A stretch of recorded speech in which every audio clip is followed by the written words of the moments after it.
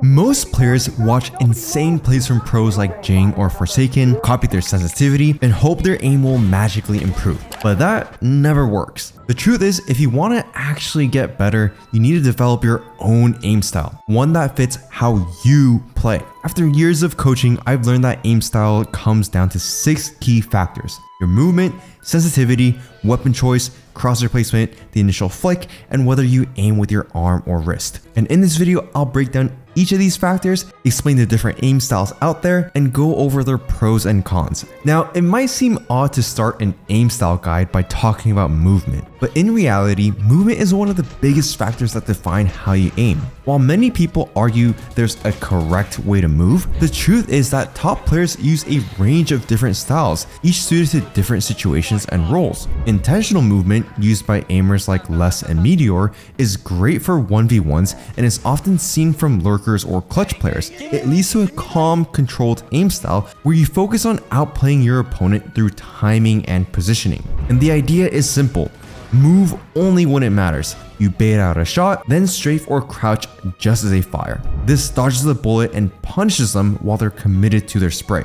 To pull this off consistently, you'll need to practice reading enemy timings and moving with purpose. On the other hand, spam movement is all about speed and chaos. In this style, often used by aggressive entries like Oxy, relies on rapid strafes and a snappy, flick-heavy aim. You're not trying to perfectly dodge every bullet, but you're just trying to stay unpredictable and give yourself as many opportunities as possible to land a shot. This approach works best when pushing into sites or fighting multiple enemies, where slow and calculated movement just isn't an option. Another factor to consider is your personal strengths during aim duels. Do you feel confident outplaying opponents with movement, mixing in wide swings, well-timed crouches, or off-angle peeks to mess with their crosshair placement? If so, you might benefit from a calmer, more deliberate movement style that lets you play mind games and punish their reactions. But if your strength is raw aim, fast flicks, sharp crosshair placement, and clean tracking, then it might make more sense to give yourself more chances to shoot.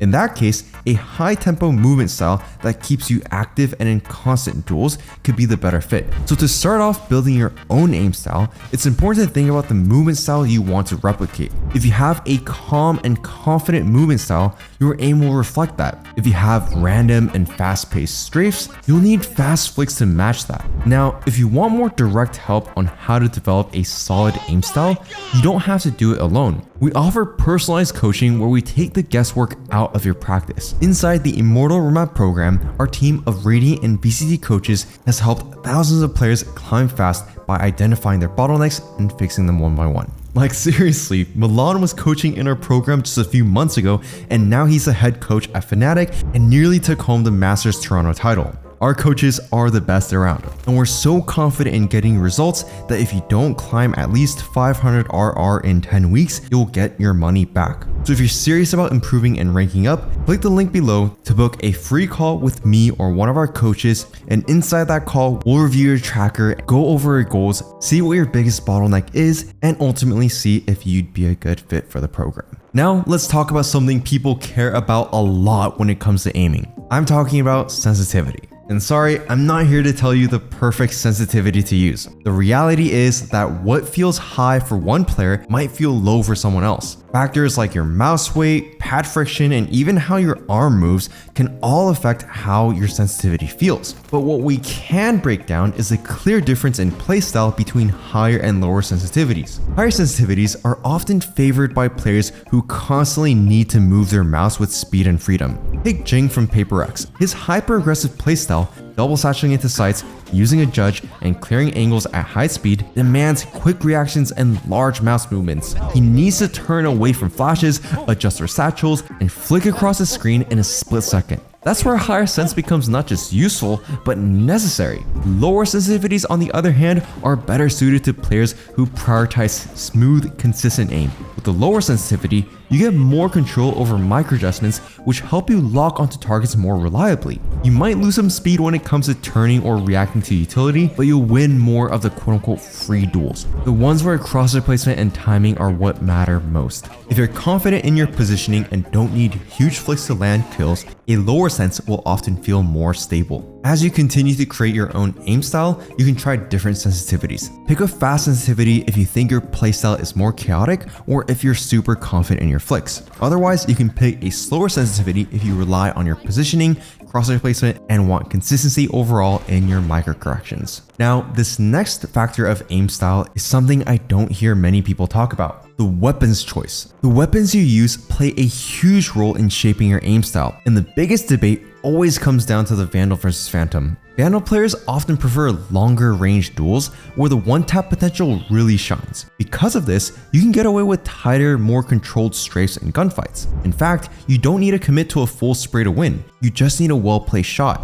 Many Vandal users also tend to ADS more, especially when holding long sight lines or off angles. The goal is to land that clean headshot, get the free kill, and reposition without having to overcommit. On the other hand, Phantom players lean into a spray heavy or bursty playstyle. Since it doesn't have that one-shot headshot at range, you need to commit harder in your fights. But in close to mid-range scenarios, the Phantom really shines. Fast spray transfers, better running accuracy, and the ability to spam through smokes. If you find yourself constantly taking close range duels or committing to sprays, the Phantom might support your aim style better. And beyond rifles, your weapon choice can shape your entire approach to your aim style. If you want to be chaotic, unpredictable, and play up close, go for the Judge or even the Odin. And if your strength is in isolating fights and punishing bad peaks, the Operator or Outlaw will reward you for clean positioning and patience. So pick up the Vandal if you're confident in your one-taps or bursts, and pick a Phantom if you feel like you're more spammy and commit to more of your sprays. You don't always need to commit to one weapon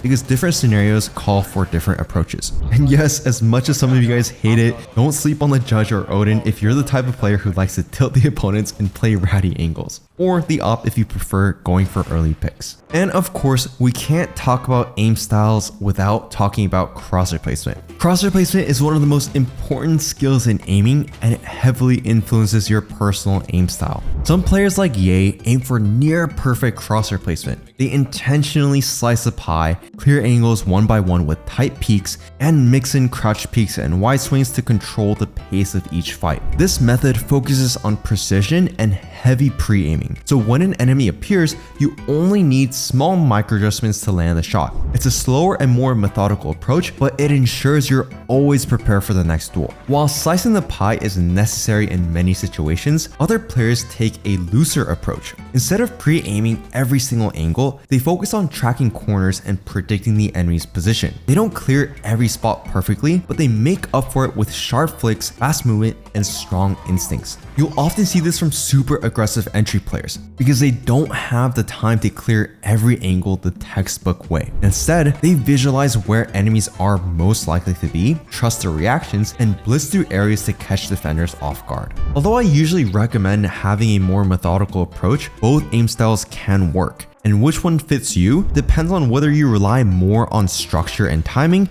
versus speed and intuition. When deciding your crosshair placement style, it's important to try both fast-paced corner tracking and intentional slicing of the pie. As you put yourself in more scenarios, you'll realize which one you lean more towards by watching yourself back. Then you can practice whatever style you think suits you best. Now, another really big factor that shapes your aim style is how you approach your initial flicks. This is where the idea of calm aim comes into play, but it's not the only way to win fights. Calm aim is all about reading your opponent's movement and tracking carefully before you shoot. You still make a fast flick to the target, but instead of firing instantly, you take an extra moment to confirm your micro adjustments. The goal is to land that first bullet cleanly, especially a headshot. It's a trade-off. You give up some speed, but in return, your shot is more likely to hit. In Valorant, where headshots can end fights instantly, this slower and more controlled method is often rewarded. Then, there's the full flick, a faster, more aggressive approach where you're not waiting to confirm your shot or micro adjust. You flick straight to the target and fire instantly.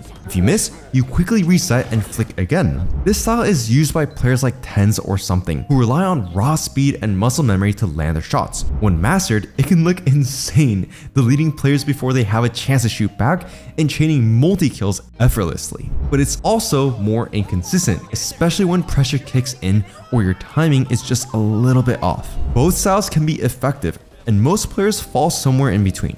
So if you're confident in your tracking and movement reading, then try a calmer aim style. But if you feel like your flicks are your strong point, don't hesitate to utilize your speed in gunfights. And finally, let's talk about a physical aspect of your aim style, the muscles that you use to aim. Most players rely on a mix of using their wrist, fingers, and arm movement, but everyone tends to lean more heavily towards one or the other. While almost any downside can be overcome with practice, your preferred method will still shape how your aim feels and functions. It usually ties into your sensitivity choice. High sense players tend to use more their wrist and fingertip movements, while low sense players often have to rely more on their arm. Wrist aimers benefit from faster flicks and quicker micro adjustments. Your wrist can snap targets quickly, which makes this style great for fast-paced duels, tracking heads in tight angles, or reacting to unexpected peaks. Arm aiming, on the other hand, provides more stability and control. It helps with smooth crosshair placement, consistent tracking, and accurate spray control.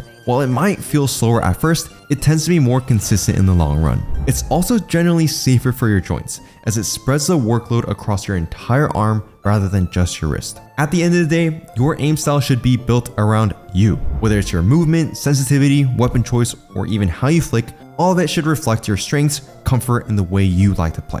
Don't just copy what works for someone else. Take what we've covered, experiment with each piece, and start building a style that actually fits you. And if you feel like your aim isn't the problem, but you still can't win in ranked, then you might actually be breaking one of the 12 unspoken rules we covered in this video. Thanks for watching.